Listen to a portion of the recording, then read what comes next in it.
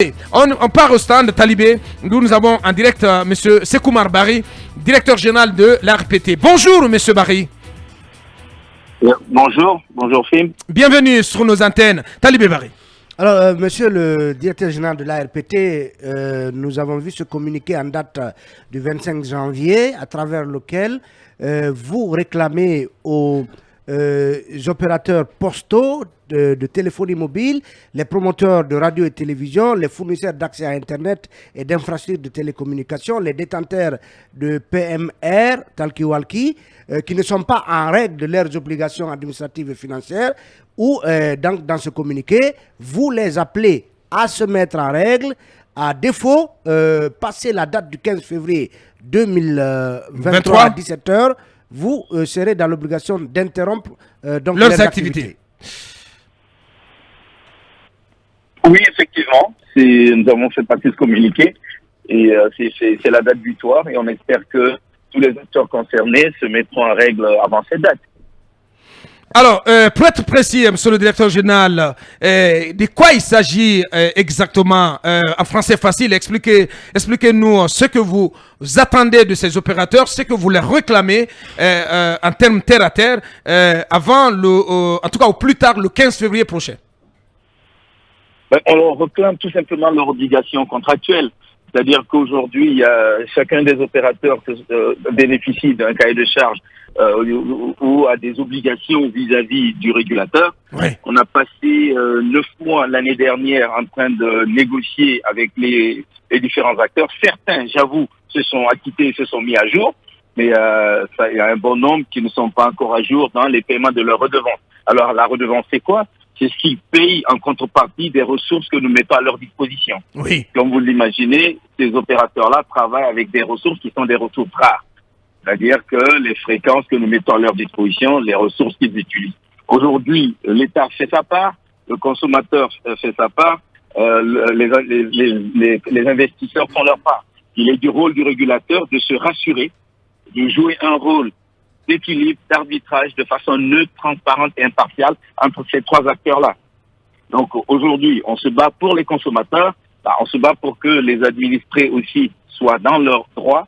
Il est important que pour cela qu'ils respectent les cahiers de charges, donc qu'ils payent les redevances en contrepartie des ressources qu'on met à leur disposition. Bien, allez-y Mamadou. Nous sommes allés jusqu'à envoyer des courriers par voie d'huissier. Donc aujourd'hui, nous sommes à la dernière étape. On a déjà franchi toutes les premières étapes, réunion de travail, courrier, courrier voie d'huissier, tout ça a été fait jusqu'en décembre 2022. Maintenant, nous passons à la dernière étape parce qu'on a donné toutes les chances pour que les uns et les autres se mettent en règle. Ouais.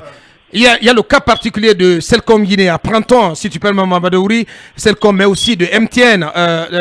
S'agissant des opérateurs de téléphonie mobile, on nous apprend que, par exemple, en ce qui concerne Celcom, que cela fait 4 ans quand même que Celcom n'a pas payé de redevance à l'État. Est-ce que vous confirmez cette information, monsieur le directeur général?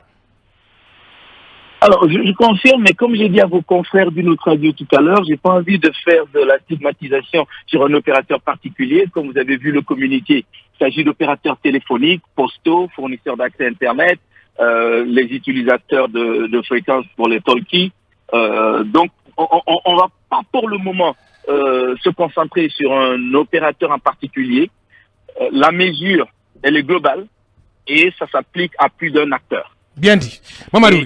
Les mêmes mesures seront appliquées de façon, j'ai dit une fois de plus, neutre, transparente, impartiale vers tous les acteurs. Très bien. La régulation, cette année, si vous avez suivi le plan d'action qu'on a envoyé, c'est qu'on s'est dit, c'est de se donner la vocation, notre vision, c'est d'être un régulateur, un exemple de bonne gouvernance et de régulateur collaboratif. Alors, la 5e génération de régulation se veut une régulation collaborative. C'est pour ça que nous avons pris tout ce temps pour échanger avec les uns et les autres, parce que la régulation, il ne s'agit pas que d'avoir le bâton. Il faut pouvoir négocier, amener les uns et les autres vers la table des négociations. Ce qui n'exclut pas l'ultime recours quand on voit qu'il n'y a pas d'avancée. Très bien.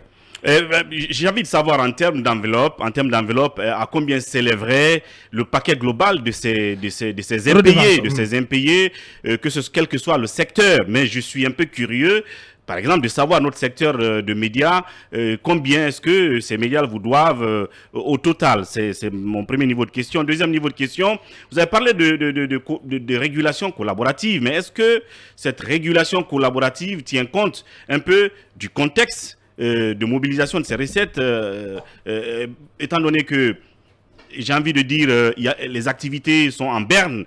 Quand je prends le cas des médias, ça ne vient pas comme cela. Est-ce qu'il y a une certaine souplesse, n'est-ce pas, pour ceux qui auraient la bonne foi, au moins, de s'exécuter un tout petit peu, même s'ils ne peuvent pas tout donner? C'est important.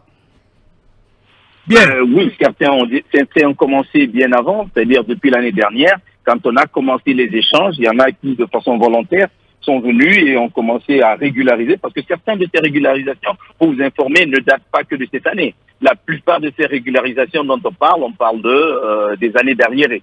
Donc certains sont venus de façon volontaire et se sont mis à jour sur la partie 2022 qui était l'année courante, et on fait un plan de paiement pour les arriérés. Donc oui, c'est tout ça la régulation collaborative.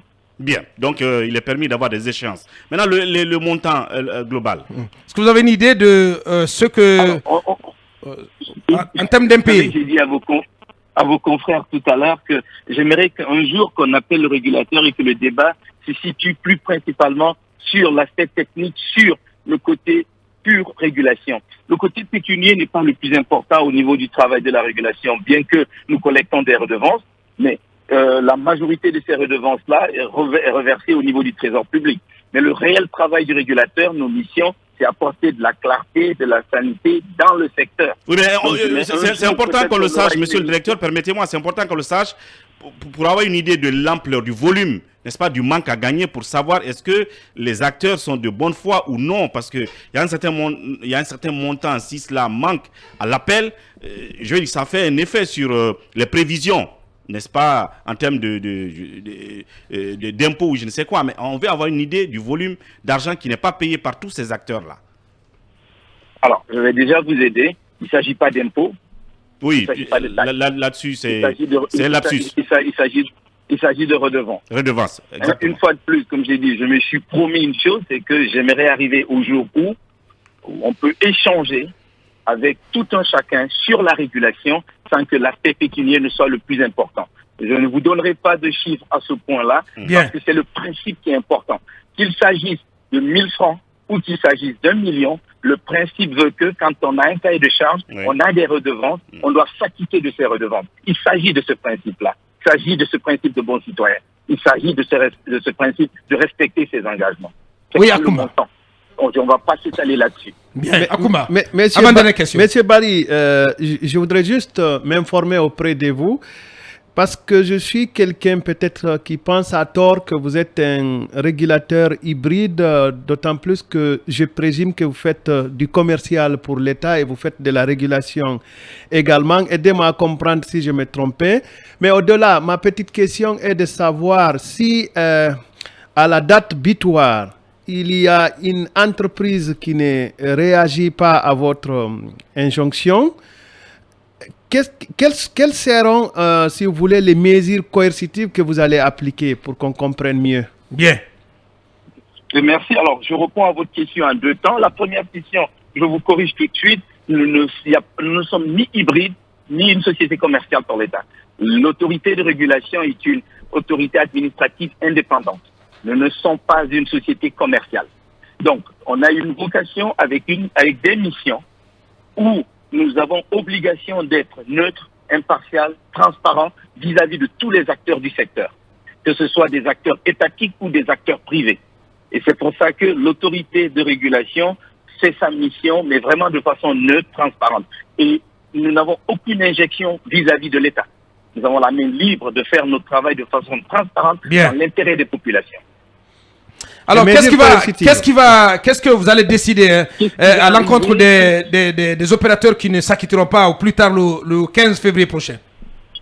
Nous travaillons déjà avec la justice, parce que là, vous avez vu le communiqué, mais c'est un travail qui est en train d'être préparé depuis un très bon moment. Donc, nous travaillons étroitement avec la justice et ils verront tout simplement leur activité suspendue jusqu'à ce qu'ils se mettent en règle. Voilà. Ils payent la redevance. Talibé, voilà. Est-ce que tout ça, c'est des détails, mais ils doivent être en règle, sinon ils verront leur activité suspendue. Monsieur Barry, est-ce que cette suspension pourrait conduire finalement au retrait définitif, par exemple, d'une fréquence accordée à une radio, par exemple? Ouais, ou de la licence d'une société de téléphonie mobile. Tous les cas de figure sont possibles. Cette suspension peut entraîner le retrait de la licence ou le retrait des fréquences. Bien. Et en tout cas, voilà, une attention en tout cas de comment je vais dire ça, beaucoup de je sais pas beaucoup de souplesse. De mansuétude vis-à-vis. Beaucoup de souplesse, de mansuétude vis-à-vis des radios que nous sommes. Parce qu'on n'a pas beaucoup d'argent. En tout cas, grand merci à vous, monsieur le directeur général. Merci à vous. Grand merci. C'était donc M. Sekoumar Barry, directeur général de l'ARPT, sur ce communiqué produit par cette autorité de régulation à l'adresse des opérateurs postaux, des opérateurs de téléphonie mobile, mais aussi à l'endroit des promoteurs de radio. On va revenir là-dessus pour nos commentaires dans la troisième partie de l'émission, à suivre également les prises de parole des ministres Ousmane Gawal Diallo et Lansana Bea Diallo. On revient dans quelques minutes.